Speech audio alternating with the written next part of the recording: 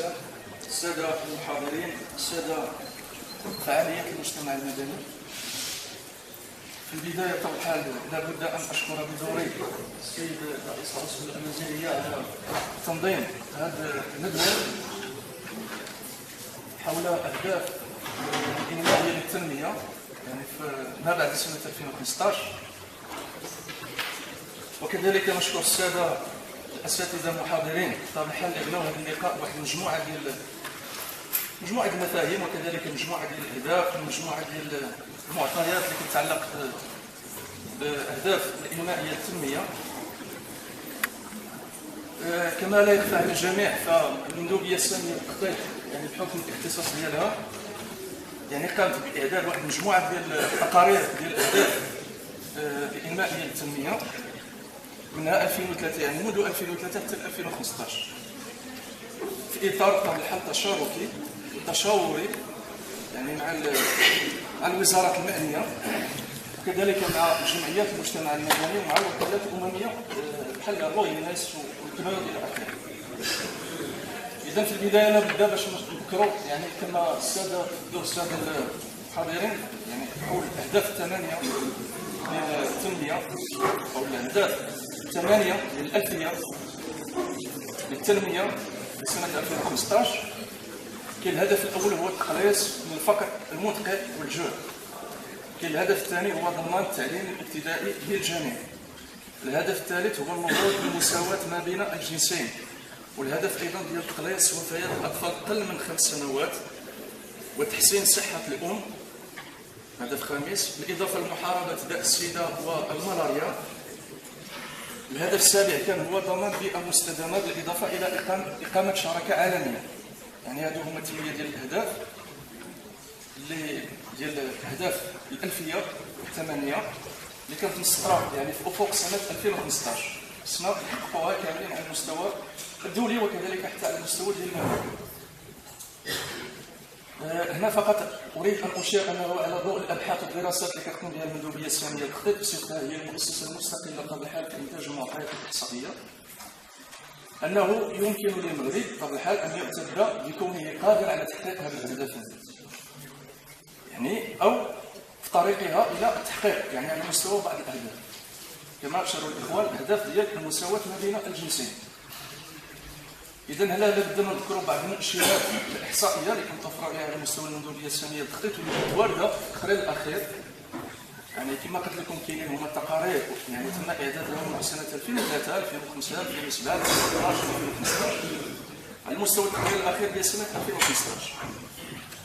فحسب المعطيات ديال البحث الوطني حول الاستهلاك ونفقة الأسر. هذا بحث طبعا اللي كديروا المندوبية السامية للتخطيط وهو يهم يعني مجموعة ديال الأسر على المستوى الوطني عينة من الأسر على المستوى الوطني.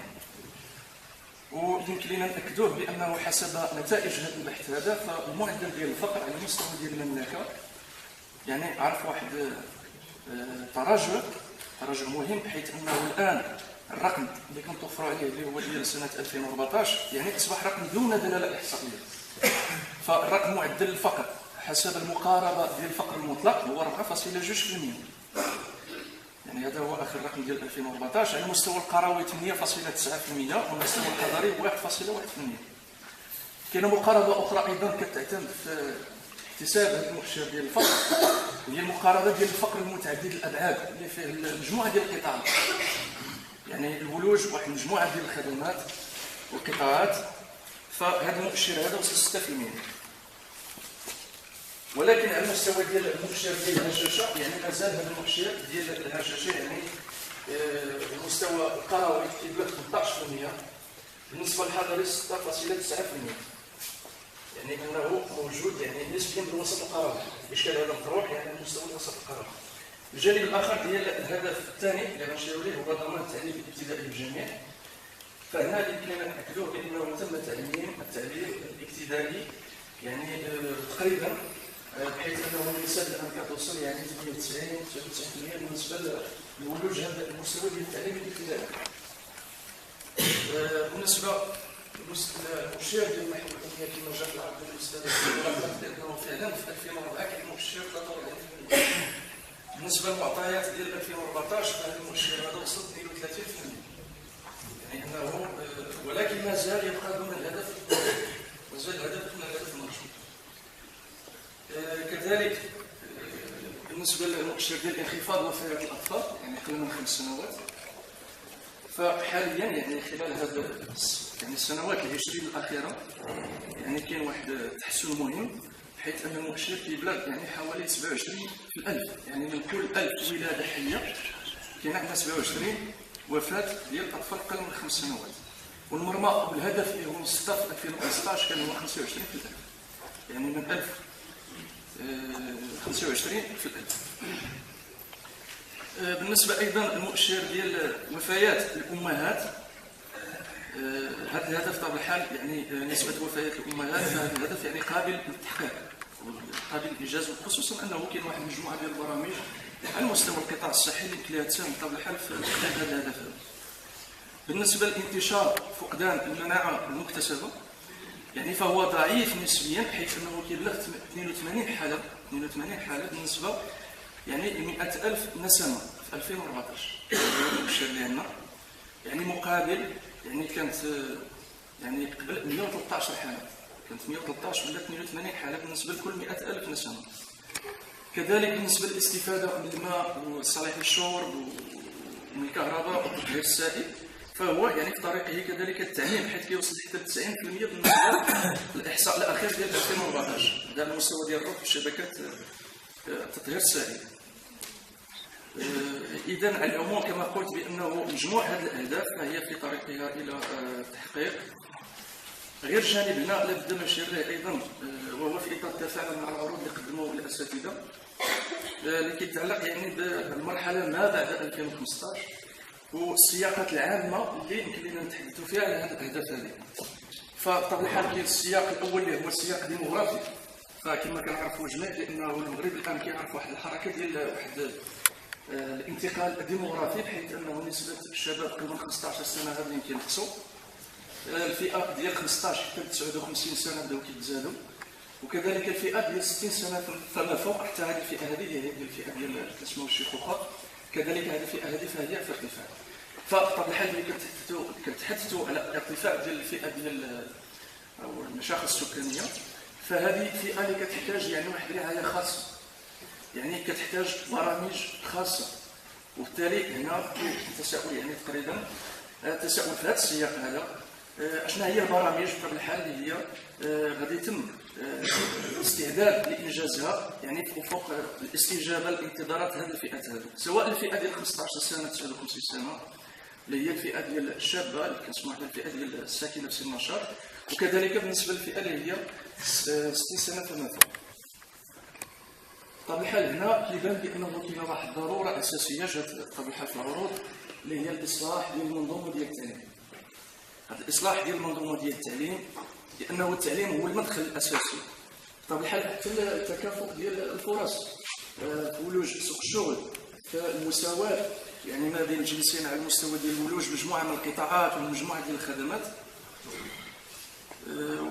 ايضا على مستوى السياق الثاني اللي بغينا نتحدثوا عليه هو السياق الاقتصادي، فلا يخفى على الجميع بانه كاين هناك تحديات الان كتطرح يعني على المستوى الوطني اللي هي كنسمعوها كثير، هي التوازنات الماكرو اقتصاديه.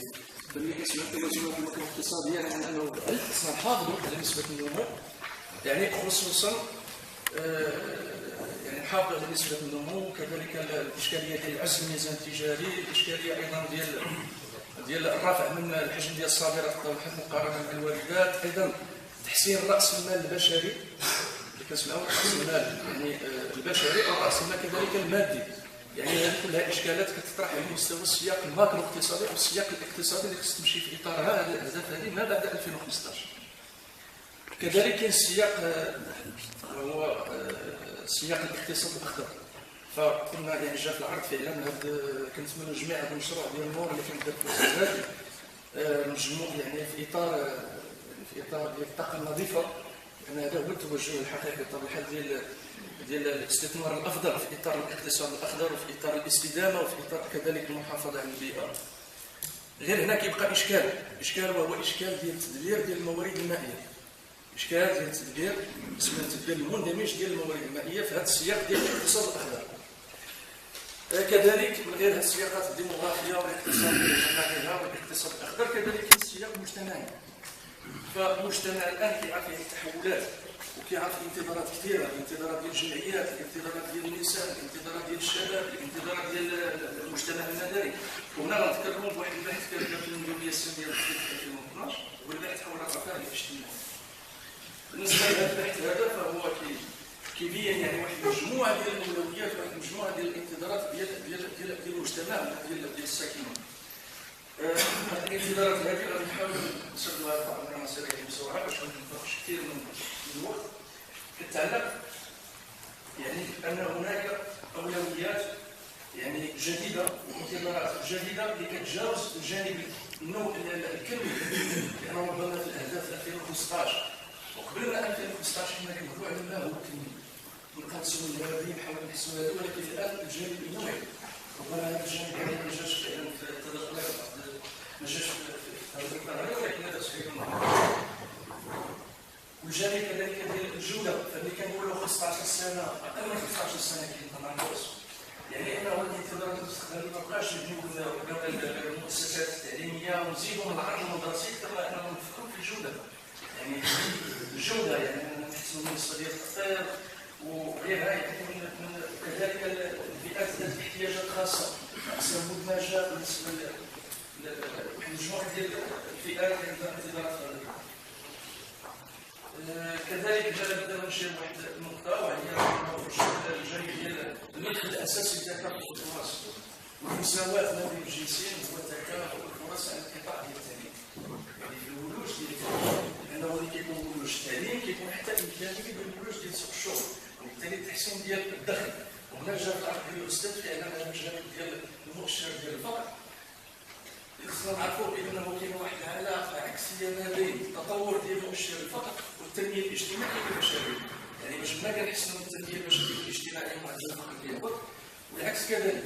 يعني باش ما كان المؤشر التنميه البشريه والاجتماعيه غادي يتقلص، كنلقاو بانه معدل الفقر كيكون مرتفع. علاش؟ لانه الفقر فهو مرتبط بالاميه، مرتبط بالتناقص، مرتبط بالدخل ديال الاسر، مرتبط بالربط بالماء، بالكهرباء، بالشبكه النوريه، واحد العدد ديال المؤشرات.